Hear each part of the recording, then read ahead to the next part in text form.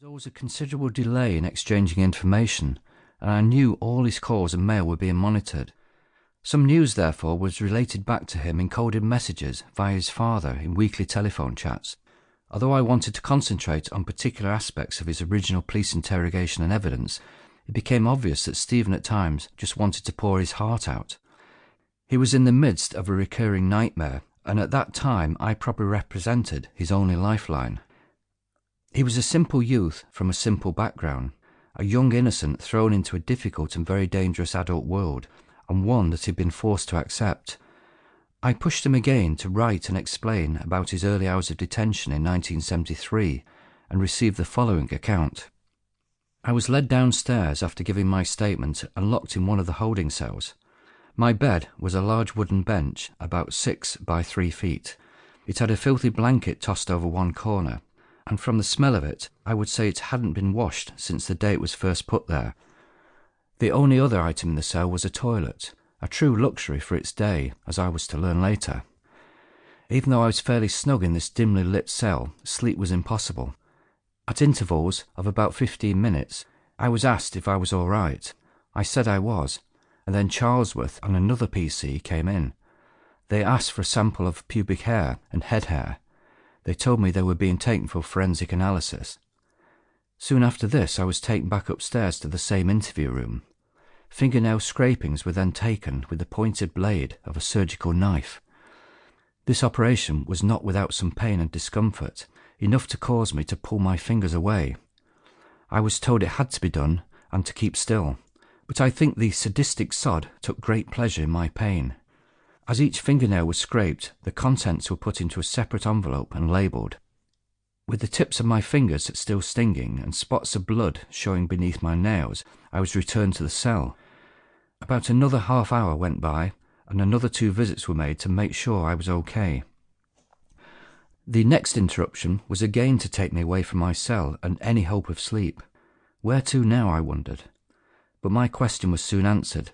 I was bustled into a van and taken to Buxton Police Headquarters. On my way out, I caught a brief glimpse of the station clock, and it was about 3 a.m. I was pushed out of the door to be met by the cold and black of early morning.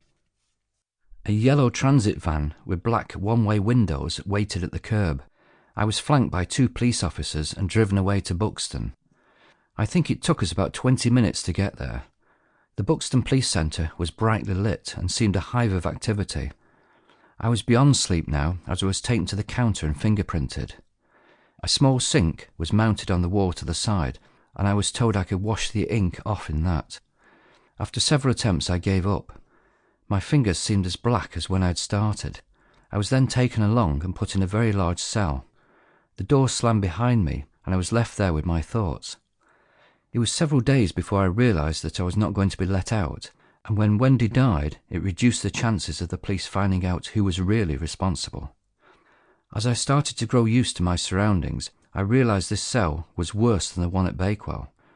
Although much cleaner, the only means of sleeping was on an angled concrete slab topped in wood and no more than 2 feet wide. My dress boots were taken from me, and I was asked if I had a tie or a belt. I hadn't either. I was then given a rub-down search.